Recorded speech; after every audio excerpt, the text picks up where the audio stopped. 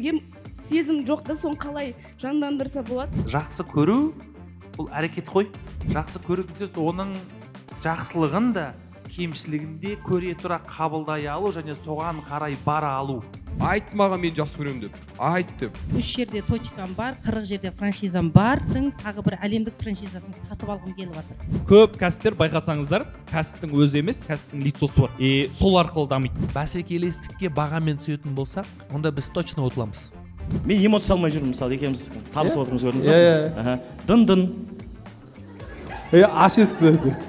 Әйел адам үшін үлкен нәрседен қарағанда, мен үшін маңызды нәрсені біліп қойып істеп жатыр, соны арнай деген нәрсе супер важно. Мен апамның қолында өскем, анамның әпшесінің қолында. Анам мен әкем ажырасып кеткен да, мен туылмай жатып. Анам екінші күйеуге шығып кетіп, мен апам қолында өсем. Бірінші буткемпке келгенде мен түсіндім ата-ананың орнын қандай екен. Уже түсіндім да, мен бағанағы әкемді іздей алмадым. Іздегім келеді, бірақ апамның алдынан бір сатқындық жасағандай боламын да ол кісіге. Апаңыздар ма? Өзім қазір қасымда ол кісіні екінші құдай сияқты өзім солай неғылам құрметтеймін да. Енді өгіз өлмейтіндей, арба сынбайтындай қалай істесем болады, сіздерден сол сұрағым келеді. Просто бірінші апаңызға барасыз. Апаңызға барасыз, айтасыз: апау, мен сені өте қатты жақсы көремін. Сен екінші құдайды жақсы көремін айтып отырсыз ғой, мен сені өте қатты жақсы көремін. Бірақ мен мамамды, папамды жақсы көремін ғой. Мен негізі солардан туылдым ғой, анамнан туылдым ғой. Құдай да, адам да біледі, ол мен анам екендігін. Мен олардың да барып махаббатын алғым келеді.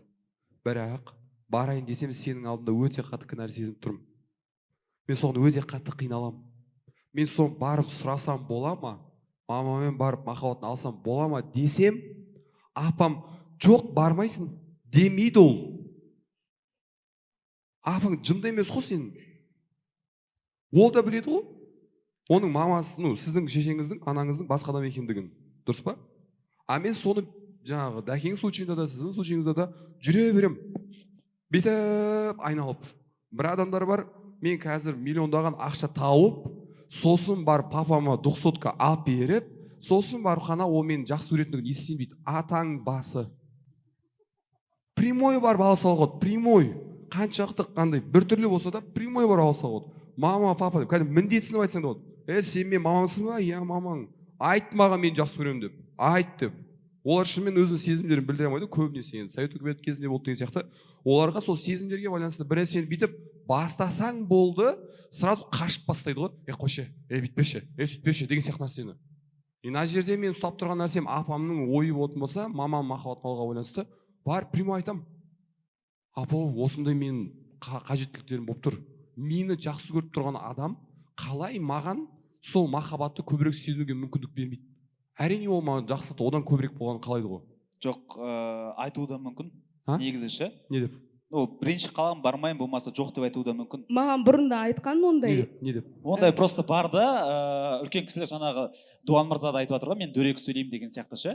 Тура солай, ол жақсы көреді, бірақ ответ олай болмауы да мүмкін ше. Үлкен кісілерде қызғаныш бар. Ондай кезде не істеу керек? Егер мысалы мен барып жаңағы тура айттым, но менің апамның реакциясы мен ойлағандай болмады. Ол тырысып қалды, өкпелеп қалды, тағы бірдеңе. Бірақ біз түсінуіміз керек, ол реакция апаның жүрегінен шығып жатыр ма, или аяқтан шығып жатыр ма?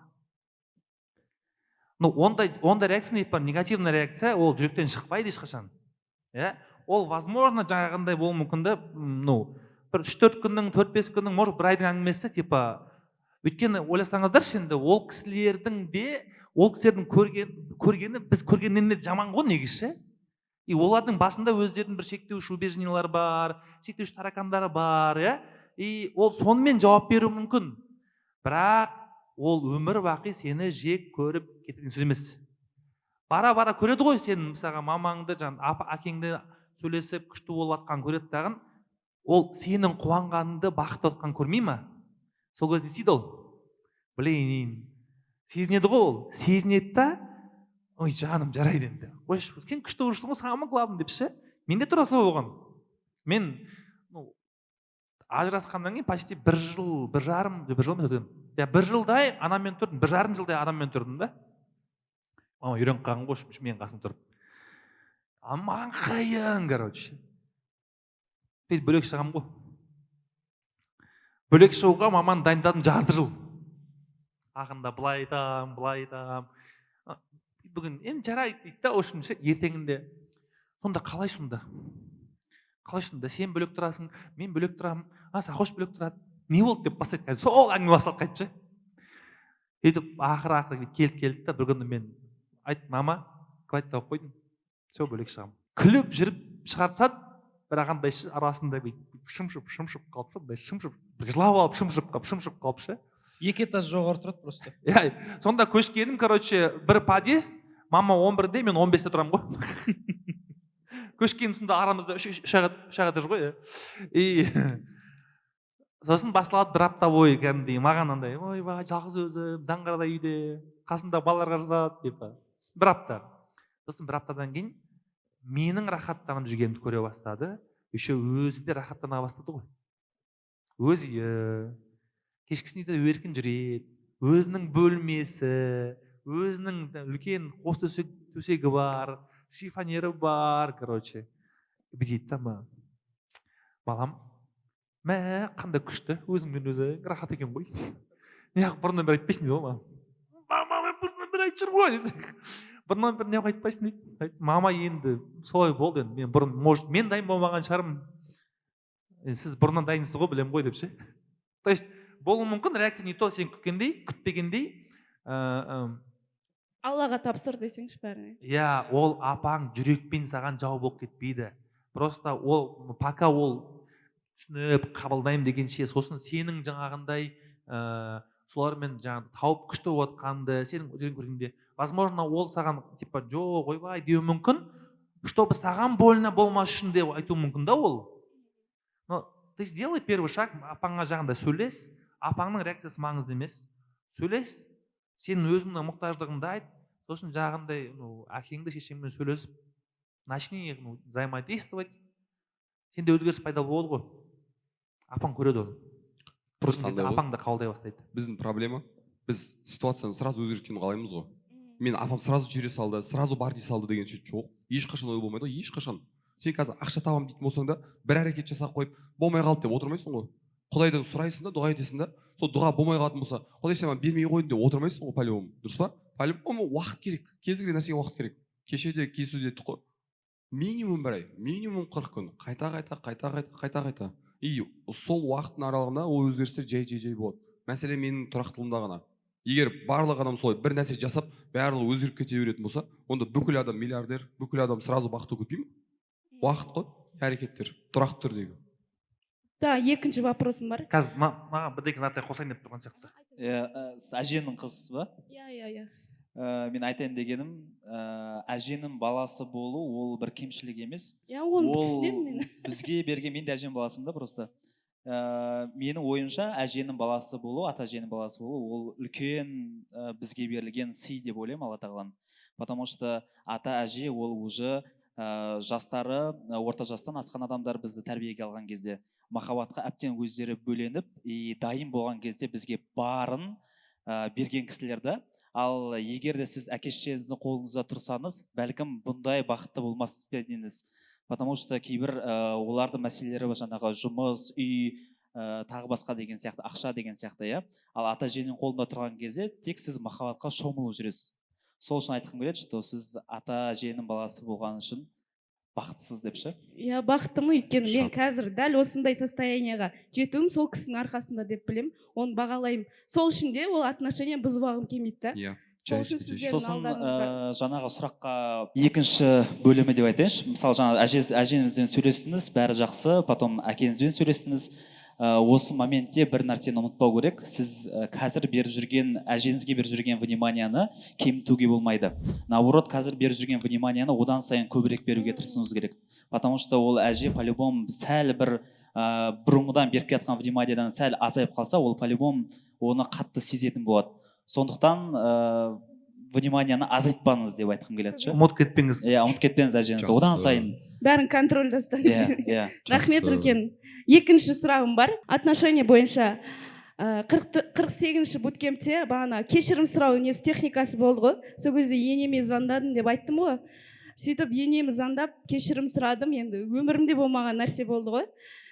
Вообще ойламағам олайның. Кәдімгідей қатты ренжігем. Сөйтіп ол кісі кездесуге шақырды. Кеше кездесіп қайтадан қосылғанды қалап жатыр да баласымен. Интересно.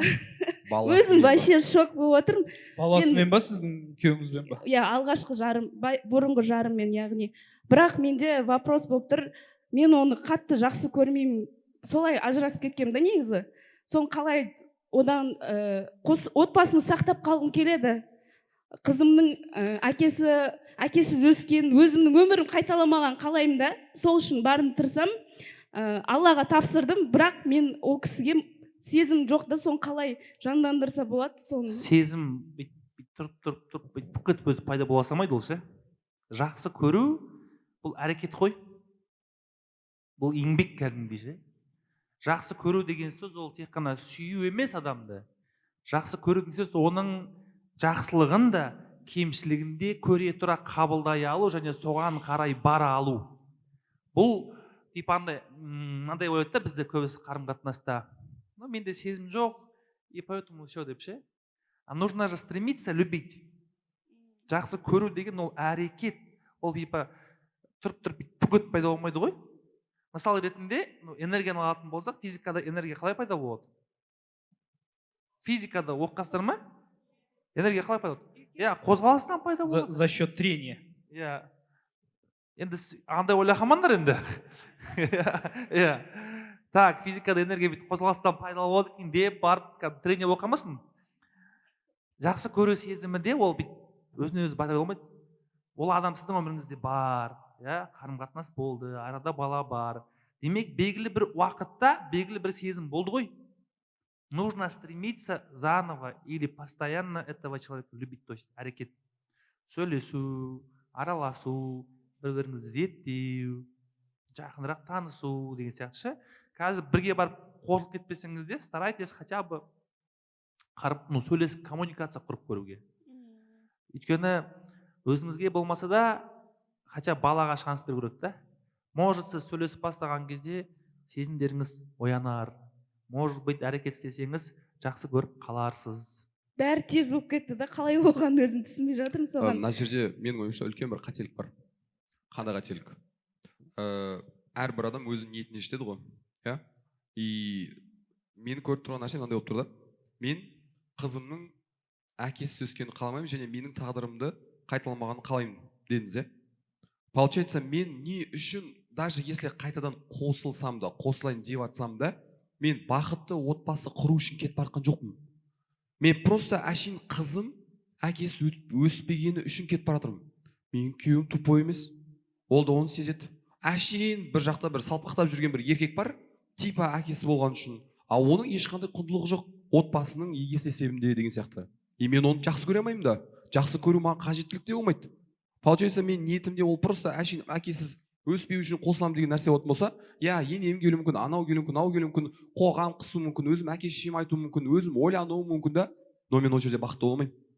Себебі менің ниетім бар жатқандағы қызым әкесі өспесін деген нәрседен. Менің ойымша бұл ниетпен басқа жаққа бұру керек та, иә? Иә, мен если реально сол адаммен отбасы құрғым келеді деген нәрсе болатын болса, келешекте енді ол андай ғой, сіздің кетіп қалғандығыңызды жайдан жай емес қой. Дұрыс па? Себептер болды ғой, соны кетіп қалмауға байланысты. Иә? Сол себептерді анықтау керек. Вообще мен қалаймын, қаламаймын. Жаңағыдай қарапайым әрекеттер жасалуы, махаббат деген ол әрекеттен тұрады деген сияқты мәселе бар ғой. Сол нәрсені анықтап барып қана бір қадамдар жасау керек. Потому что қазіргі ниетпен мен по-любому қосылсам да определенный уақытта қайтып кетіп қалуым мүмкін. Потому что мен ол адаммен бірге тұру үшін барған жоқпын ғой. Мен просто қызым әкесі өспесін дедім, болды. Ертең сосын өмір бойы жарайды бірге тұрсам да 80-90-ға келген кезде мен өмір бойы өкініп өтем. Блин, немеге мен маған жабысып қалдым. А қызым күйеуге шығып кетеді. 15-20 жылдан кейін қызым күйеуге шығып кетеді. Сол ғой қазір. Сіз қараңыз, қазір ержандікінше прямой қабылдап қалмаңыз. Все, оказывается, мен ниетім дұрыс емес екен, күйеуіңізге бүйтіп кетпеңіз. Ниет дұрыстаңыз. Ниетіңізше, по-любому ниет болу керек қой, что мен бақытты әйел болғым келеді, бақытты отбасым құрғым келеді. И среди кандидатов кто самый близкий? Кім? қазір енді сол Иә, сол жігіт қой қазір енді. Енді сонымен сөйлесіп, ниеті дұрыстап, ержан айтқан жоқ сізге, қазір мынандай ремарка болу керек та, ержан типа ниетің дұрыс емес болды, вообще араласпай тұрған жоқ. Соған кетіп қалмаңыз, иә? То есть ниеті дұрыстап барып, делаете шаги. бақытты отбасы болуға фокусты қой деп тұр. Иә, соған қоясыз да, ақырындап қарым-қатынас құруға, жақсы қарым-қатынас құруға, жақсы көруге қадамдар істеп көресіз. Түсінікті ғой? Сол кезде и у вас, и самое главное, у вас и дочери есть шанс счастливые родители вместе деген. түріне қарасың мына қараймын деп қалды екеуіңе қосылайын ба сен қосылмайын ба деді ғой. Просто андай нәрселерді көремін да, өмірде үлкен кісілермен де сөйлесеміз ғой, 60-ға келіп қалғанда, и солармен сөйлесіп өмір бақи өкініп жүретін ба? Иә, жаман андай өкіріп жылайтындай болады да. Неге десем, мен өмір бойы өзімді өтірік ала кеттім. Мен адамның мен ешқандай жақсылығын көрмеген екенмін, жақсы көрмеген екенмін, үйтпеген екенмін. Просто балдарым үшін өмір сүрген екенмін. Бала шағам барлығы күйеуге шығатын, күйеуге шықты, үйленетін, кетті. Енді қазір бір-бірімізге өгейін сияқтымыз. Сөйлесетін әңгіме жоқ ортамызда. Просто тамақ ішеміз, тұрамыз, қайтамыз, жатамыз. Тірі өлік сияқты жүреміз дейді да. Сондай нәрсе болмау үшін қазірден бастап соны әрекет ету керек деп ойлаймын. Осы жерде Шыңғыстан ключевой словасы бар еді ғой. Буткімкке жібер дейтін. Ондай жаңа ержан айтқан отбасыларда сіздер ойлап қалмаңыздар, оказывается өмір бақи олар қате өмір сүріпті ғой деп ше. Өмір бақи олар қате өмір сүрген жоқ. Все правильно у них. Олардың ойынша ғана солай ғой. Олардың ойынша сондай да. Иә. Олар бір-бірінің құндылықтарын, бір-бірін түсінбей, қателік жоқ қой өткен шақта енді. До сих пор осыдан кейін бірге болды, демек бірге болу керек болған. Просто бір-біріндегі сезімді, махаббатты оята алмаған болды ғой.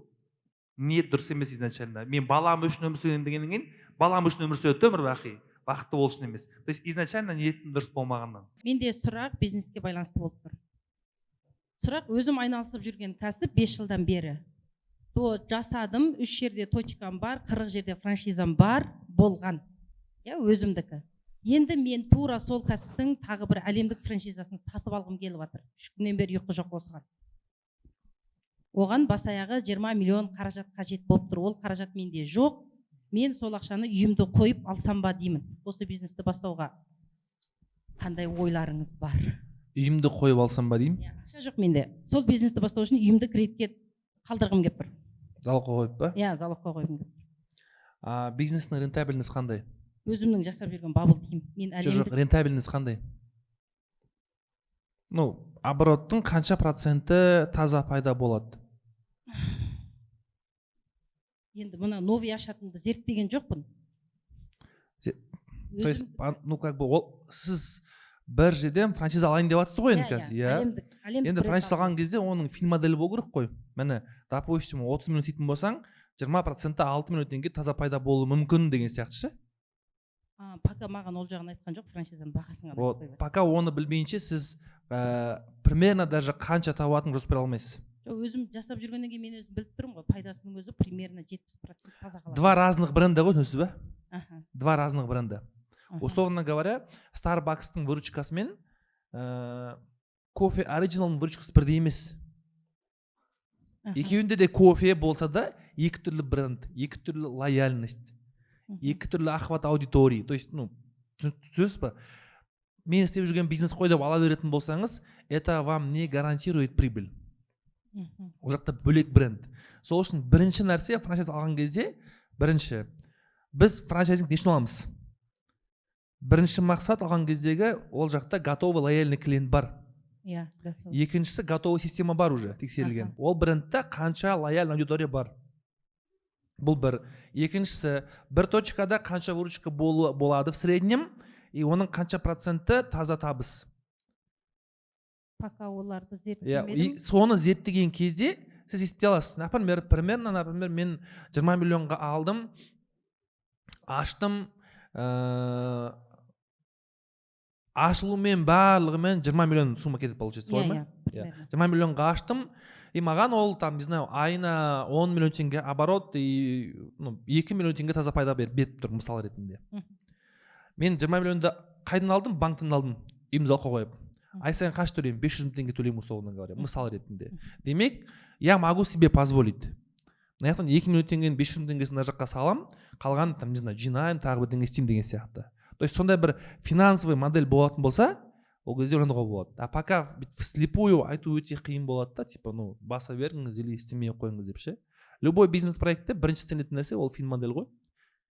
Мысалы сізде франчайзингта уже концепт бар, продукт бар, да, целевая аудитория бар деген, все изучено. Ендігі важный нәрсе фин модель. Қанша, қай уақытта, қалай? Менде сұрақ бар да осы жерде, кешірім сұраймын, бөлгеніме если. Қазір сіз айттыңыз ғой, 3 өзімнің точкам бар дедіңіз ғой, иә? Бар. 3 точкаңыздан қанша теңге табасыз таза пайда? Таза пайда соңғы уақытта сауда өте әлсіз, тап-таза примерно 1 200 000 ғана қалады. Если бұл одан жоғары болатын болса ше, яғни өте әлсіз емес, өте жақсы болатын болса қанша болады? Жақсы тапқан кезде айына 4-5 қалдырып отыратын. Биылғы жылда сауда өте аз. И оған себеп менің точкаларым барлығында жаңағы мен алғым келіп тұрған франшиза 5 метр жерге орналасып алған. Ары кетсе 10 метр жерде. Жанымда тұр да барлығы. И ода условно вы хотите выкупить конкурентов. Енді мен оны алғым келіп тұрған себебі Қазақстанға биыл ғана кірді ол бренд. И 52 точкасын сатып болған, 60-қа барады, тоқтатады. Франшиза сатпайды. Соған үлгеріп алып қалғым келіп тұр да. В общем, таласып кіріп кету керек болып тұр. Менің ойымша, по идее сіз ол франчайзингті алмай-ақта ол конкуренттілерін артуға болады, өте оңай. Қазіргі ең главный сұрақ сол болып тұр да, 3 точкамның қасынан 3 ашылды да, и менің саудам уже. Сіз точкаңыз қандай? Аты қандай? Чайпай. Чайпайды кім біледі? Білмейді. Ешкім білмейді. Неге деген сұрақ? Жоқ, ол жалпы Ташкентке дейін төмен болып тұр ғой. Вообще без разницы ғой? Или мен неге қатты көңіл бөлген жоқпын? Ташкентке жақын кім тұрады? Сол Ташкентский көшесінің жақынында ба отыратындар? Мен тұрмын. Пожалуйста. Неге ішпейсіздер енді? Білмейді ғой енді олар чайпайды. Вообще ұятың жоқ екен сендердің, артайын. Ja, ішпейсіңдер сендер. Ужас. Позор. Еще Ақкентте, иә? Иә, Ақкентте. Онда мен алыспын. Ақкент жақта кім тұрады? Ақкентке жақын. Пожалуйста. Мәселе, понимаете, мәселе конкурент емес те, мәселе сіздің брендті ешкім білмейді ғой. Мәселе осы жерде. Бізде қазір война за внимание ғой. За внимание аудитории, за внимание потенциальных клиентов. И өте маңызды нәрсе сделать так, чтобы сіздің брендіңізді барлығы білу керек. Барлығы білу керек. И правильный вопрос, наверное, скорее всего, должен быть таким. Мен қалай өзінің брендімді танымал етсем болады деген. Неғұрлым ол танымал болатын болса, соғұрлым көп адам таныса, неғұрлым көп адам таныса, соғұрлым көбірек адам келмей ма? Даже мысал ретінде, короче, мен недавно андай қызық не болды? Глобусқа бардық. И тамақ ішкім келіп тұр, бірақ не ішетінін білмеймін. И андай бір реально менің проблемаларым бірі сол негізі ше. Қарның қатты ашады да, бірақ не ішетінін білмейсің. Глобусқа кірдім. И глобустың үстінде не бар? Фудкорт бар. Фудкортқа кіріп жүрген кезде очень много разных этих фастфудов. Тамақ ішетін орындар әртүрлі бар да. И мен көзім ланжоға түсті. То есть көзім түсетін варианттар көп қой негізі. Неге мен көзім ланжоға түсті? Жарық, вид. Вид, жарық. Жоқ, потому что таныс ол маған. Таныс дейсіз ба? Иә, мен ланжо туралы көп естідім. Ланжоды көп көрдім. Әлеуметтік желден көрдім, там основательдің нелерін бір подкасттарын көрдім деген сияқты. То есть ол туралы көп естідім да, ол маған таныс. И мен ана көп варианттың ішінен ланжоға бара салдым. Потому что ол маған таныс. Еще тем более андай тамаққа келген кезде таныс, это безопасно деген нәрсе. Иә да? Ол любой жерде солай сияқты менің ойымша ше. Любой жерде таныстан алғың келеді ғой негізі. Бізде мысалы ретінде, условно говоря, қазір сіздің мысалға балаңыз ауырып қалса, скорее всего, телефонда біреу бар да, который может проконсультировать. Иә? Сықыт қатысып қалады. Танисыз ғой енді оны.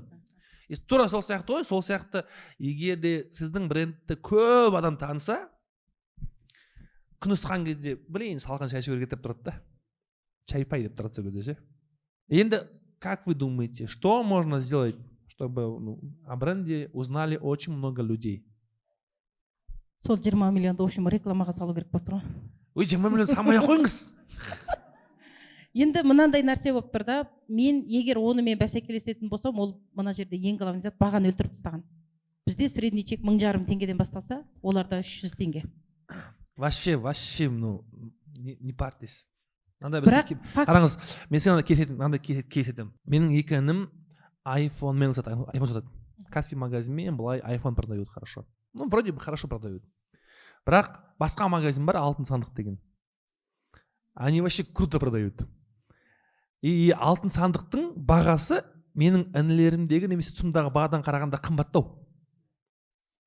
Но почему-то адамдардың бәрі алтын сандықтан алады.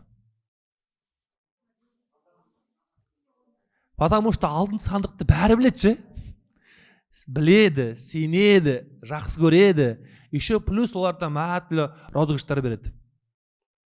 Вообще проблема жоқ. То есть мәселе опять бағада емес. Егер біз бәсекелестікке бағамен түсетін болсақ, онда біз точно ұтыламыз. Точно ұтылып бара жатырмыз. Енді сол үшін даже 20 миллионды қашты емес. Мысалға біздің кейсімізде соңғы 3 айда біз қанша болды алдында 450-дей публикация болған ба? 450 публикация. 450 публикация сегеміз 3 айда. Вообще 2500. Иә, тек қана рилстың өзіне 450 публикация. Он біреу атады, біреу атпайды, вообще без. Просто 450 публикация. 450 публикация рилсқа, енді соң көбейтіңіз. Ол еще анау неге пробные рилсы деген бар. Ол отдельно еще. Ол TikTokқа, ол Threadsқа, ол Facebookқа, ол YouTubeқа, Shortsқа. Сонда қанша болды? Shorts, TikTok, Threads, Facebook, Instagram и пробный. Енді 450-ді көбейтіңіз 6-ға. Сколько получилось? 2700 публикация жасағанбыз ғой біз соңғы 3 айда. 2700 публикация алып келді бізге 72 000 подписчик. 72 000 подписчик. И знаете, основной вопрос маған дайрекқа келетін қандай? Сізде разбор бар ма? В день, не знаю, может быть 50 или 60 запросов. Неге өйтеді? Потому что олар қайта-қайта көріп жатыр и көп адам көріп жатыр. Что вот мынау Бақытбай деген бар екен, и он делает разбор деген ше. Дырылдатып барлық жерде. И соңғы 3 айда почти 4,5 миллион адам бізді 40 миллион рет қараған ғой. Түсінесіздер ма? Как вы думаете, ол нәрсе енді менің табыс мәсер ете ма? Иә, менде адамдардың менен сатып алу бірдеңені әлдеқайда оңай болады. Еще оларда қазір бір семейный проблема болатын болса, ақшаның проблема болса, кім төлейді бірінші? Бақытбай төлейді. Болды ғой, типа, вот вся механика. Сіз просто отырасыздағы чат GPT-ға жазасыз. Так, менде осындай бизнес, маған көп просмотр охват жинайтын контентқа 30 идея бер дейсіз. Соны аласыздағын түсіресіз. Потом еще 30 тағы түсіресіз. Вот хотя бы вот так начните. Негізі анау контенттің, мен всегда айтамын, сапа деген нәрсе, качество, ол всегда выходит от количества. То есть сначала мы берем на количество действий, потом барып, сол көп істегеннің арқасында уже біз глубже түсіне бастаймыз. Мына бүйтсе болады екен деп ше. В итоге шығады да бір механика. Сондықтан сіздің орныңызда мен болатын болса, мен үйімді залға қоймай-ақ, сол өзіме ыңғайлы бағаны, аудиторияның қалтасына қатты тимейтін ыңғайлы нормальный бағаны конкурентқа қарап емес, аудиторияға қарап бағанды қойып и просто тапил бы контент маркетингті. Біз скоро алла қаласа осы жазда ашып қалуымыз мүмкін, иншалла, кофейня ашуымыз мүмкін. Чисто для андай бір фокустың вайбы үшін адамдар келіп сол жақта, чтобы общались, дружили, там кофе пили. Шайпайдан алыс жерден ашамыз ғой енді. Иә. 10 метрден алыс. Сол кездегі біздің де мысалға біз битсек болар еді, типа біз кофейня ашамыз и келетіндер фокустингтер нам хватает деп ше. Жоқ, біздің основной как бы упор қоятын нәрсе ол опять же контент маркетинг. Білесіз бе, контент маркетинг қанша ақша требует вложений. Но менде условно говоря, SMM-щик бар, который публикация дейтін. екі оператор бар, который сол неге екі монтажер бар, который шығаратын рилстарды ше. Жаңағы 450 рилсты істеген. Айына максимум бір миллион кететін шығар. Максимум. Бүйтіп деген кезде миллион кететін шығар. Одан көп кетпейді. Но представляете, за миллион тенге я купил себе 72 тысячи подписчиков. За 3 миллиона. Бізде нарықта подписчиктің бағасы қанша қазір в среднем? Лидтің бағасы қанша? 700-800 теңге ғой. Ну, подписчиктің бағасын давай 400 теңге деп алайық. 72 мың подписчик келді, көбейтем 400 теңге болатын болса, 28 миллион теңге шығу керек еді менен ше. Мен прямо ана через блогеров реклама жасап, тарихқа салатын болсам ше. А мен 72 мың подписчикті алдым 3 миллион теңгеге. Почти 25 миллион теңге күнім. Бір квартира ғой. Түсінікті ғой, мен сізге алдында айттым ғой, контент маркетингпен занимайтесь деп. Анадар көбейгеннен кейін настроением құрып кетті да, қарағым келмейді да, барғым келмейді да дүкенге. Ош мені көрмегелі біраз уақыт болды дүкендер. Қараңыз, егер конкуренттеріңіз сан атып жатса, сіз просто өзіңіздегі күнделікті шығатын рилстардың санын көбейтсеңіз болды ғой.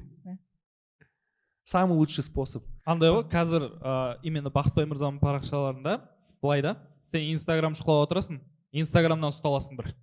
Одан кейін тұрасың да, шығып кет, ТикТокқа кіресің, ТикТоктан тағы ұсталасың. Одан шығасың да, ютубқа кіресің, ютубтан тағы ұсталасың. Қандай платформа бар, барлық платформадан ұсталып отырасың. Сол сияқты бізде нейромаркетинг әлемде қатты дамыған Coca-Cola ғой, например. Coca-Cola, и сен тамақ ішкен кезде, немесе шөлдеген кезде, мә су ішу керек еді деген кезде, қазір су деген сөздің өзін сирек пайдаланатын болып бара жатыр адамдар. Кола шейк деп айтады деген сияқты. Етпен кола күшті кетеді деген сияқты. Тура сол сияқты колада барлық жерде. Остановкада, магазинде, холодильникте, везде, абсолютно везде. И контент маркетинг деп айтып отқан сізге, сіздің шайпай тоже везде болу керек. Адамдар шай ішейік деген кезде, шайпайға барып ішейік деу керек қой. Бейте, осыған ұрсаңызшы. Я вам советую. 3 ай лучше осыған ұрыңыз. Зато потом шайдан қуанасыз, блин, дұрыс болды деп ше, үйім залаққа қоймаған деп ше. Вот бізде негізі шынымен үлкен проблема осы, почему-то андай біз адамдар қазіргі тегін істеуге болатын, көп нәрсені құнсыздандырамыз. Хотя платформаны қолдану тегін, TikTok'та, Insta, YouTube қолдану тегін ғой бәрін. Короче, мен андай болады ғой. YouTube'қа короче контент істемей өзімді кінәлап жүремін ғой. Типа, еще ақталанбайды. Контентсмен, потому что ол пока охваченамайды, ол қиын, сосын оған там супер сложная команда керек деп ше. И бір күні қараймын, Россияда бір миллионник блогер, кәдімгі нормально ақша табатын блогер, короче ше. YouTube қойсыздар, қандай контент істейді. Ойында бірден келіп қалады, күшті бірденке. Телефонда бүйтіп қоя салады да, отырады да, анадан күштілеп сөйлейді, бітті. Соны алып салады ғой. 1 грамм монтаж жоқ ана жерде ше. 1 грамм субтитр жоқ, андай дым жоқ, просто камераны қойды, үйде күн отырды әңгіме айтып салады, инсайттармен бөлісіп ше, бітті. Ананың видеолар 100 мың, 200 мың, 300 мың просмотр жинайды. Сосын барып мен ойлана бастадым, что-то или мен қуам ба, или мынау қуам ба деп ше. Бірақ нәтижеге қарасам мен қуат сияқтымын. Ол нормально как бы жұмыс жасап жатыр да. Сосын ойландым, значит, мен в целом производство контента деген нәрсеге өте ауыр қараймын, өте қиын қараймын и өте құнсыздандырамын. Ол маңызды емес деп. Хотя супер важно. Даже мысалы қарапайым біз подкаст түсіріп бастадық қой, уже 8 выпуск шықты. И буткемпқа келген кезде адамдар көп келеді. Подкасттан келдім. Айтқан жаңа сөзіңе байланысты бір нәрсе қоссау керек сияқты. Біздің миымызда андай ғой. Қарапайым нәрсені құнсыздандырады да, қарапайым нәрсені, істеуге болатын нәрсені. Ол былай ойлайды. Сонда осыны жасайтын болсам өзгеріп кетті сама не?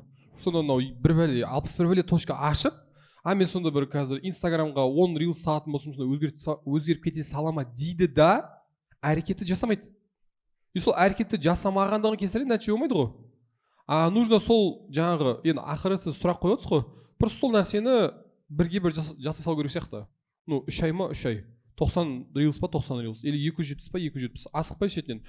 Менің случайымда тура сондай болған, маған да айтқан, салсай рилс деген сияқты да. мен ән істеймін мін істеймін тура солай ойлайтын болдым ғой менде жаңағыдай қиындатып оны қашан істеймін қалай істеймін. Қазір монтажер таптық, осындай ненің ішіндегі ютубтағы болатын болсын, выступление болатын болсын, өзім былай шыққан болатын болсын, бір отырғанда былайын 34-ін түсірдік та и сала бастадық. И ол адамдарға әлде қайда күштерек әсер етті. Сосын бағамен жарысу деген нәрсеге байланысты бізде тоже сондай. Например, бізде Maestroға дайындайтын орталығымыз бар. Maestroға дайындайтын орталығымызда қазір сезон майдан бастап июньнің соңы июльға дейін өте қатты адамдар дайындалатын кезі. И сол кездерде анау жаңбырдан кейінгі саңғыраулықтар сияқты өте көп адамдар шығады. Бір өтірік Инстаграм ашып қоя салады, бір неге телеграмға нелер ашып қоя салады, группа ашып қоя салады деген сияқты. И сол жерде андай бір болмайтын бір нәрселер салады да, міне 2000 теңгеден 5000 теңгеден көп шығады. И біздің бағамыз одан әлдеқайда жоғарырақ. 200 000 теңгеге дейін барады біз дайындайтын болсақ студенттерді. И сол кезде маған қасымыздағылар бар, енді басқа осы конкурент деп айтамыз да, конкуренттер бізбен осы сферада жүрген адамдар бар. И маған сол жердегі атқарушы директорымыз айтады да, ағай мыналар бағаны азайтып жатыр, біз бағаны ұтылып жатырмыз дейді да. Біз 2018 жылдан бері бір ретте ешқашан бағамен жарысқан емеспіз, ешқашан. Біз сервиспен аламыз, біз оларға фишка берумен аламыз, біз студенттерді Европаға жіберумен аламыз, біз оларға iPhone берумен аламыз деген сияқты. То есть біз артығымен бір нәрсе беруге тырысамыз және өзіміздің жұмысымызды качественно жасауға тырысамыз. Соның арқасында бәрібір біздің клиенттер өзімізге келеді. Сосын мынандай нәрсе бар сияқты, кейбір адамдар бар да, мысалға бір нәрсе арзан болатын болса оған бармайды. Сіз айтып отырсыз ғой, олардың бағасы 300 теңге, біз 1500 теңге деп ше. Если мен бір жерге баратын болсам, ол 300 теңге болып тұратын болса, мысалы, и мен ойлаймын, что-то не то мына жерде, бір нәрсе дұрыс емес мына жерде. Мына жерде олар или ингредиенттардан қуады, или олар короче бір дұрыс емес бір жерден алып жатыр деген сияқты да. Енді мысалы Алматыда шашлик 1200, 1500, 2000, 2,5 теңге барады ғой. Но если шашликті қазір біреу 200 теңге сатып жатса, мына бір арам өлген малдікі ма, или мысықтың еті ма деп ойлайсың ғой, дұрыс па? Тура сол сияқты сіздің концепция дегеннен бизнесте көп қайта берсең негізі, но сіздің случайыңызда менің ойымша тек қана жаңағыдай бағамен жарысу емес, өзіңіздің изюминкаңыз, өзіңіздің артықшылығыңыз, өзіңіздің сол үшін жасап жатқан әрекетіңіздің ішіндегі олардан ерекшелігіңізді табу арқылы мен ойымша көп нәрсе жасауға болады деп ойлаймын. И ең маңыздысы айтқым келген нәрсесі сол. Қарапайым әрекеттерді жүйелі түрде жасайтын болсаңыз, онда ол қарапайым емес, өте үлкен нәтиже береді. Өте үлкен прям.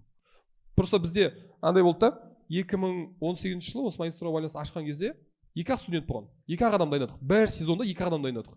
И біз ұра бердік, короче, істей береміз, істейміз деп. И сөйтті 2019 жылы ол 50 адам болды, 2020 жылы 150 адам болды, 2021 жылы ол тұрады да 500-ге көтеріледі, 2022 жылы біз 2 айдың ішінде 2,5 адамға жеткіздік. 2 айда. Бір сезонда емес, 2 айда. То есть накопительный эффекті де бар ғой бұл жерде. Мен қаншақты жүйелі түрде бір әрекет жасағым деген сияқты нәрсеге байланысты деп ойлаймын. Сосын мне кажется, просто адамдар контент істемейді, потому что не знают, что снимать. Основной проблема осы жерде сияқты ше, не түсіремін деп ше. Ең қызығы вот придумать, что я буду снимать, это самый сложный деп ойлаймыз ғой біз. На самом деле бұл ең оңайы ғой. Ең оңайы. Анау біз мастер группамен Астанада не болды да, встреча болды, сол кезде келдік та отырдық дағы, міне вот идея осылай табасыңдар. И 1 сағат уақыт бар. Әр қайсың 30 рилс ме? 1 сағат. Әр қайсың 1 сағатта 30 рилс жүру керексіңдер. Бітті вообще типа, что хочешь, то и делай, сними. Ең қызығы, сен қашып тұрдың?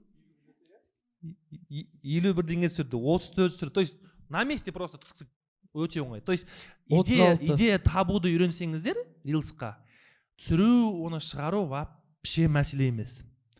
Міне, 2 нәрсе бар идея олдыңшы. Бірінші, ол ақпарат, дайын ақпараттық көздерден, қазіргі заманда ол уже ChatGPT бұрынғыдай там бүткіл интересін ақтап отырып қажет емес. ChatGPT просто жазасың, мен нишам осындай. Блин, настолько қазір оңайып тастағанша, менің нишам осындай, и маған менің брендімді көп адам көру керек. Сол үшін көп көрсетілім немесе қаралым жинайтын рилсқа идея берші. Идея алдың, все түсірдің. Бірақ прям ескертесің, там, не знаю, менде там командамда бір ғана мобилограф бар, көп ақшам жоқ деп шыққанда, прям детальный запрос берсеңіздер, ChatGPT детальный жауап береді. Все түсіресіз. Екіншісі, просто ойланасыз, например, сіздің брендтің, сіздің өнімнің бір белгілі бір мақсатты аудиториясы бар ғой, постоянно келіп алатын, иә? Кімдер олар? Көбінде. Жастар? Студенттер, школьник? Оқушылар. Оқушылар. Школьниктер, иә? Иә, школ. Школьниктер, все, хорошо. Онда основной аудитория школьниктер болатын болса, онда вопрос, школьниктер қандай контентті қарағанды ұнатады? Скорее всего, развлекательный, правильно? Сосын школьниктардың үнемі қолданатын жаргондары немесе бірандай өздерінің бір әңгімелері болады ғой. О чем они часто говорят? Ажал ма, өлім ба? Мынау ажал ма, мынау нажағай ма? Сөздер сол ғой олар. Мынаны ішіп алсам. Сиқыр ма, өлім ба, тағы? Сиқыр ма. Кринж. О чем они, олар часто нені обсуждают? Может быть, дорама, например, или аниме болуы мүмкін. Солай ма? Все, онда просто, типа, ну, можно сделать вот так.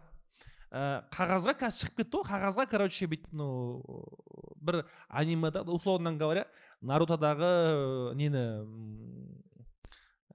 персонажды аласыз, условно говоря, там Итачи. Аластағын жазып қоясыз да, қазір бүйтіп барасыз, айтасыз, Нарутодағы сағынды красавчик кім деп ше? Көшедегі адамдарға, жастарға барасыз именно. Біреу там Саски дейді, біреу бірдеңе дейді. Итачи дегенге сіз ана нені бересіз, өзіңізді шайпайды бересіз. Но біріншісі бұл жерде это привлекать внимание. Наруто деген кім? Білмейтін адамдарға, білетіндер, Нарутаны білетіндер көп, особенно жастардың ішінде. Олар что-то Наруто бірдеңе деп қарайды. Екіншісі это спор. Например, Нарутаның ішінде краш біреуге ол Итачи, біреуге ол Саски, біреуге ол Наруто болуы мүмкін деген сияқты ше. То есть комментарий спор пайда болады. Түсінікті ғой? И еще олардың барлығы сіздің шайпайды көреді да. Түсіндіңіз ба? То есть осылай іздеу керек та. Екі варианты. Түсінікті ғой? Түсінікті. Так, енді менде тағы бір сұрақ. Мен рилс түсіріп бастадым. Жақсы көрілім жинап жатыр. Әртүрлі бағыттарда, күлдіргі, қызықты, қызықсыз деген сияқты. Ой салатын әртүрлі бағыт. И ол өзімнің инстаграмыма салып отырмын да. Шайпайда онда еш нәрсе жоқ. Жалпы солай дами беруге бола бере ме? Қуып, ан жақта, мын жақта. Сіздің инстаграмда шайпай бар ма? Жоқ, мен инстаграмда жоқ шайпай. Ол бөлек қой. У меня холостой выстрел десеңізші. Жоқ, жалпы солай істей беруге бола бере ме дегенім ғой. Екеуін біртірсеңізші енді. Ештеңе дәлелдемей жапан далаға атып жатырмын десеңізші, короче. Жоқ, жақсы, промоутер жинап жатыр ғой. Бірақ сол жерде егер шайпайды көрсетсеңізші. Иә, көрсетіп жатырмын ақырын. Жоқ, кәдімгідей смело көрсетсеңізші, уверенно. Қазір андай ғой, көп кәсіптер байқасаңыздар, кәсіптің өзі емес, кәсіптің иесі немесе кәсіптің лицосы бар, кез келген кәсіптің. И сол арқылы дамиды. Например, Бекбота-еттің отдельный аккаунты бар ма мысалға? Бар ма? Былай. Но адамдар біледі Бекбота-етті не арқылы? Сол Нұрболат мырзаның парақшасы арқылы біледі. И сол арқылы барады оған. Өнімнен бұрын қазір адамды сатып алады адамдар. Адамда сатып алмай тұрып, барып өнім сатып алу қазір уже сирек болып барады. Сондықтан парақшаңызда шайпай болу керек қой. Сіздің сұрағыңыздың несі суть қандай сонда? Дұрыс істеп жатырмын ба деген ба? Иә, өте. Қанша уақыт болды істеп жатқаныңызға? Қойыртпақ болып кеткенін бір айдай болып қалды бәлки. Алды 100 мыңның үстінде қаралым жинап жатыр, 300 мыңға дейін қаралым жинап жатыр. Кайф қой, енді сол жаққа тықсаңызшы шайпайды. Сіз Гүлзат ханым екеуіңіз тұрып жатсыздар ғой? Сол жақта екеуіңіз тұрған жерде хотя бы мына жер стол үстіне шайпай тұрсын да? Күшті рилстарыңыз мен постоянно қараймын ғой. Просто андай еш ол жерде шайпай деген вообще жоқ қой. Екеуіңіз прикол ұстап күшті болып жүресіздер, кәдімгідей комедия ше. Просто шайпай деген вообще жоқ ол жерде. Бірақ күшті рилс. Мен де көрдім ғой сол, көрдім ғой мен де. Қазір соңғы кезде бізде қазақстандық сусын зигизаги деген сусын шығып жатыр ғой. Байқасаңыз, блогерлардың бәрі бүйтіп ашық айтпайды зигизаги деп ше. Бүкіл кадрда зигизаги тұрады просто. И так продается. Нәрсе бар да, екі маңызды нәрсе бар контентта. Біріншісі охват, екіншісі касание. То есть қараңыздар, условно говоря, мен мына жерде қанша бір 60 адам ба? 60 адамға бір рет көріндім де жоқ болып кеттім. Или 60-тың ішіндегі 15-не қайта-қайта көріндім. Қай вариант лучше? Қайта-қайта көрінген дұрыс қой? Сол үшін бізде күніне 6 рилс шығады. То есть охват та маңызды. Но просто бір рет қана охват болатын болса, это ничего не дает. Касание көп болу керек. То есть и охват, вы должны все охватывать бүткіл адам назарын должны охватывать и қайта должны показывать. Чайпай деп ше. Сосын не бар ғой, еще вам можно сделать крутой тренд, чайпай деген өлең бар ғой. Иә. Сонымен әдемілеп тұр. Мархаба сәби. Бүгін үшін рекламаның несі ол. Да? Все? түсінікті. Сосын бұл кісі не бізге рекламаға төлей ма? Бір подкасттың жартысы шайпайды реклама беріп кетті мысалға. Мына жерде неге жоқ десе. Негізі мақсат ондай болған десеш. Если что, спонсорлар қабылдаймыз, мына жерге бүйтіп өздеріңіздің нелеріңізді қойыңыздар. Ақысын келісеміз деп ше. Келесі алып келем. Здесь могла бы быть ваша реклама деп ше. Ертең реально шығады сосын ше. Шықсын, төлесін. Не ол? Спонсор ғой. Рахмет. Да, все, рахмет. Все, давайте. Ал, сәлем фокус, мен атым Ержан. Менде сұрақ, әйеліме қандай сыйлық берсем де, енді көп бермеймін негізі. Міне ақырын соны үйреніп жатырып қой енді, қалай. Қандай сыйлық берсем де, эмоция жоқ. Сәлеметсіз сұрақ. Қазір сіздің күйеңізбен сөйлесеміз енді. Вообще қуанбайды. Жаңа біразда бір әйелмен Сосын қуанбағаннан кейін сен не істейсің? Бергім келмейді. Болды, екеуі бір-бірімен сөйлесе берсеңіздер. Даже мысалы ана жаққа барып па бір-біріне андай ше больдарын айтып па. Даже гүл әкеп берсең де жаңағы Роддомға, иә? андай келдіреді, типа анда гүл алғанша продукт алмадың ба деген секілді. базаға өзің сосын айтқым саласың ба? келеді, аш жүрсің ба деп ше. Эмоция неге жоқ, неге? Мен соған мұқтажмын да, маған. Сыйлықта сезім жоқ шығар бәлкім. Жоқ, сыйлық жақсы ғой. Сыйлық жақсы ғой. Сыйлықта сезім жоқ шығар. Гүлмен бірге сезім бармайтын шығар бәлкім. Енді оған қалай енді? Айтасыз ба гүлді беріп жатқан кезде? Махаббат сезімге орап береміз. Подожди, мә, гүл. Ана, апарып берші. Қалай бересің көрейікші? Гүлді берші. Мысалы, ол кісі сіздің әйелің. Иә, болды ғой. Иә, онда тұрса әйел.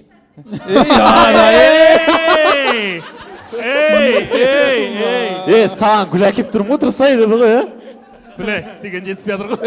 Сол үшін алғысы келмейткен қорқады деп ғой, иә? Еще буралайға кетіп қалды ғой деген. Жоқ, енді үйде жатып алған әйелге қалай гүл бересің? Буралайды байқандар столдың астына. Мен жұмыстан келіп тұрмын мысалы, міне. Міндет бұларда күн. Дын. Ескі Әйелім алдыма шығады ғой, шықса енді. Кіл тауып жүрмейсің бе? Жоқ, шынымен ғой енді. Айтып жатыр ғой, көрсет деп жатыр, міне гүл. Пожалуйста. Кіл тауып жүрмейсің ба дейді. Жоқ, сіз ғой. Подарка алмай жүргенсіз ғой. Мен эмоция алмай жүрмін, мысалы, екеуміз табысып отырмыз, көрдіңіз ба? Дын. Аш есікті деді. Сұрамайсыз ба не кім деп? Көреді ғой. Бөтен біреу шығар. Сендер, наверное, есік қайын тауып алдыңдар, жоқ олай еді есік. Сәлем жаным. Сәлем ботам, қалайсың? Сонда сүйіспейсіңдер ма не деп? Жоқ, есікте кірмейді да ғой. Бәсе не ағып эмоция алмайсың деп тұрмын. Кірдік ал үйге, иә. Есікті ашқан жоқ қой, брат. Ашы. Дын. Мен есікті тап берейін сендерге, давай. Ашы құдай үшін. Шашақ көттік қой. Иә, енді оны сосын, ол жақ, в принципе, балалар болады, сүйіспейміз ғой, в принципе, иә. Балалардың көзінше, иә. Смысл? Сосын ақын, Жай, болды. иә, ақын. Жоқ, даже представили, что уже сүйіп қойдыңдар, құшадасып қойдыңдар, короче. Бетінен сүйдік примерно, иә. Саған сыйлық. Иә. Сол жан, мен сені жақсы көрем. Иә. Балаларымның анасы. Ой, сен, неғып тамада болып тұрсың, неғып? Үйтіп бермейсің ғой. Қош, по-честно қойшы, гүлді үйтіп бермейсің ғой. Даже бүйтіп берсе де қазір ана болып тұр ғой, тамада болып тұр ғой әлі. Иә, образда тұр ғой. Қошемет ағайын десін. Ажақта бала шағасы шапалақтап отыр. Жоқ, реалистично өмірде, шынымен де гүлді берген кезде қалай бересің? Жоқ, бұрылайға берсінші, бұрылайға. Айбай бырлай давай кеттік ал бырлай. Ол вообще қызық болатын сияқты. Екінші әйелің.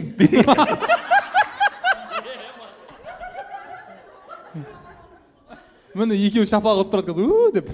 Пожалуйста, ал. Бырлай алсай тұр. Ай, Буранай, тұр. Тұр. Ойбай. Ей, өтіріктен. Баклашка ғой, Баклашка, гүл емес, баклашка. Мынаны апарып беретін болса құлайтын сияқты ona қыз кәдімгі, иә? Мә, мынаны ұсташы, мә. Оны көрейік. Әке суымда әкемін. Қыздар шекемет. Ана 2 штук, 3 штук болу керек қой. Хотя бы. Мә.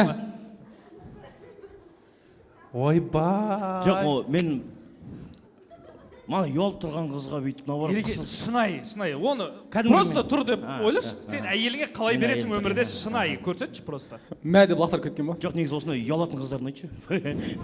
Қатты осындай болады ғой. Ей, мен екінші әйелді ойнамайтын. Уж бастап кетті оны ой? Иә. Бағанағына запросын жаппаудың амалы ғой, короче, дальше қарызға кіре беру ғой. Қалайсың бұдам? Міне саған сыйлық. Мына шыбық мен сабайн деп тұрған сияқты кәдімгі. Ей, Ал, алсай. ей, Ей, ал. ал. Ей! Қолы көтерілмей тұр. Ал! Өтіріктен ол біреудің байы. Күлді тілді. Ай. Ананың бағасы примерно 20 теңге тұрады. Каспийін айтайын ба деп. Сосын Ержан да Каспий өзінде емес дейсіз, әйеліне жібересің. Күлішін рахмет деп жеп тұрса әйеліне. Сосын бүйтеді. Рахмет дейді. Болды. Сондай да өшім. Берілді. Енді сен бүйтіп тұрсың ғой, мә саған гүл деп. Саған сыйлық деп. Доставкамен гүл жіберіп көрдің ба? Вообще. Сөйтіп жіберіп көрші. В общем, сенің жұмысың как будто сен гүл бергенің как будто курьер сияқты беріп тұрсың ғой. Иә. Ешқандай курьердің айырмашылығы жоқ қой сенің. Либо тамада, либо курьер. Иә. Күйеу жоқ бірақ. Мысалға Нартай, сен әйеліңе гүл жіберген кезде гүлдің андай анкетасында қандай жазу бар айтшы. Сезімі, мысалы гүлдің өзі жанында кішкентай хатында сезімі бар да. Оны жазбайды екен вообще. Өзін айта алмасаң жастай брат. Мен мысалы особо айта алмаймын ше. Мен лучше курьермен беріп жеген жақсы көремін негізі ше. Мен мысалы осы жерде отырмын да, қазір үйге барады гүл ше. Мысалы сен осы жерде отырсың, тойда жүресің деген сияқты. Барады, сен кішкентай жазып жібер осындай. Но қалай еркелетесің, соны жазасың да, астына сезім жазып жібересің да. Курьер апарып береді. Сол кезде больше эмоция болады, по идее. Оны көрмеймін ғой. Мысалы лайфхак. Үйге келгенде көресің оны эмоциясын. Или видеоға түсіріп жібере ғой деймін ба. Мысалы лайфхак. Гүлді жіберген кезде мен постоянно там бір сөз жазамын да. Там менің мәңгілік махаббатыма деген сөз жазып жіберемін да, например ше. Жазып жіберемін, и гүлді беріп жібересің. Потом ол эмоция анау хатты оқыған кезде туады. Сосын келген кезде жай қалай білінеді білесің ба? Жай бүйтіп қолынан ұстайды, жақсы көретінін айтады, рахмет дейді хотя бы ше. Сөйт басталады да. А сен гүлді курьер құсап беріп атсаң, ол курьерден күтіп алған не құсап қабылдай береді ғой. Мындай сұрақ, вообще әйелің қандай гүл жақсы көреді? Вот, интересный вопрос. Роза. Өтірсақ па? Қызыл роза. Ұра салың ғой, ойланып тұрып ше. Сұрамаппын негізі. Иә, сол. Міне. Может вообще аллергия шығарған. Әйелің қандай сериалдар көреді? Неме тұрады? Қандай сериалдар көреді? Кино сериалдар бар ма? Түріктің сериалдарын көреді. Қайсысын жақсы көреді? Осман. Османның бір андай махаббат туралы философиялық сөздермен алып, оның жақсы көретін гүлін жіберсең бар ғой? Невозможно устоять. Талқылап дейді. Я тебе отвечаю. Османды көрі, Осман империясының киносы ғой. Ол жақта жаңағындай өзінің королеваларын айтатын сөздер бар ғой, сұлтаншаларын айтатын күшті сөздер болады ғой өздерінше. Сондай сөзбен. Ты мой Стамбул деп па? Иә. Сондай может быть да сөзбен сол ұнайтын гүлін анықтап, сол сериалдағы сөзбен сипаттап тұрып ше берсең, не то что эмоция шығарады. Сосын қызыл гүл қазір жарыла түседі кетіп ше. Қызыл гүлі қазір не в тренде ше? Қызыл гүл монтаж жоқ, Жоқ, қызыл раушан гүлі бар ғой, роза гүлі ше, особо қазір қыздарға өтпейді негізі. Хорошо. Одан сауал Нема қандай жерлерге барған ұнайды әйеліңе? Астанаға десей. Бурабай гүлді орнына қойып қой. Мамышки, сен дым білмейсің ғой? Особо балалармен қыдырамыз болды. Жоқ, мен балалардың мамасына деген жоқпын. Сенің әйеліңе. Қайда барған ұнайды? Анан қара. Білмейді екенмін қайда баратынын. Енді андай да, короче, вот представь себе, вот так да. Допустим, менің қызым бар, условно говоря, и қызым қазақша сөйлеп жатыр да. Қазақша түсінеді, қазақша сөйлейді, тілі қазақ. Мен оған арабша айтамын бүткіл махаббатымды. Ол түсінбейді ме? Түсінбейді да, сен арабша махаббатын білдірсең, деп қағып тұрады дейді ше. Арамызда әңгіме жоқ қой сонда, Конечно. Зерттесей, что она любит, как она любит, где любит, все прям ше. И сол, например, мысал ретінде тағы лайфхак айтсам болмай қалады. Неге айта бер. Сен сол лайфхакты қайтадан айтса кез, мына кісілер естіген жоқ қой оны. Жоқ, ол лайфхак керек емес шығар, может быть, ол кісі. Әйелі ғой же. Ол ана сындырамай жүрген қыздарға. Ол кетіп қалған жоқ, ол кезде кетіп қалған ситуация еді ғой. Жоқ, ол қарамай жүрген қызды сындыруға. Айырмашылық жоқ сияқты менің ойымша. Қарамай жүрген қызды сындыруға арналған лайфхак екінші бөлімде. Короче, былай істейсің. Әйеліңді жеке сен алып шығасың. Сосын чат GPT-ге жазасың. Менің әйелімнің көңіліне шығу үшін оның қалауларын толық білгім келеді. Сол әйеліммен қазір кездесуге барамын. Әйелімнің оған не ұнайтын, не ұнамайтын анықтауға арналған маған 30 сұрақ берші дейсің. 30 сұрақ береді ол. Сосын әйеліңе білдіртпейсің вообще, просто как будто там бір шай ішуге бардыңдар бір жерге ше. Сөйлесіп отырып, ақырын бүйтіп сұрай бересің ғой. Қандай гүл ұнайды? Ал сен гүлдерден негізі мысалы андай біреулер гүлді оформлениемен алған ұнайды біреулерге просто гүлдің өзін алған ұнайды, біреулерге вазамен алған ұнайды деген сияқты ше. Горшокта алған. Иә. Біреулерге вообще гүл ұнамайды. Иә, гүл ұнамайды. Назерке ұнамайды мысалы вообще, жек көреді ғой гүл бергенде. Қай Назерке? Құлжабай.